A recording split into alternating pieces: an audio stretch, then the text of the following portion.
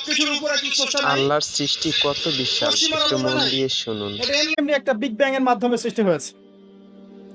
অথচ আল্লাহ পাক বলছেন, শোনেন, আল্লাহ পাক বলছেন এগুলো সবকিছুই প্রথম আকাশের অন্তর্ভুক্ত। এরপরে আছে দ্বিতীয় আসমান, তারপর তৃতীয়, তারপর চতুর্থ, এরকম করতে করতে 7 আসমান।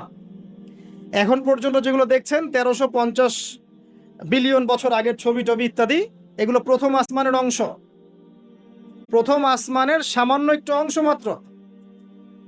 এভাবে 7 আসমান এবং প্রত্যেক আসমানের মাঝখানে ডিস্টেন্স হচ্ছে 500 বছরের পথ।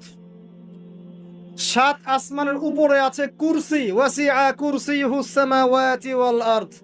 আল্লাহ পাকের কুরসি এই 7 আসমানকে ঘিরে আছে, সুবহানাল্লাহিল আযীম। এর উপরে আছে মহাসাগর, একটা সাগর। এগুলো বিশ্বাস করবেন এখন বললে?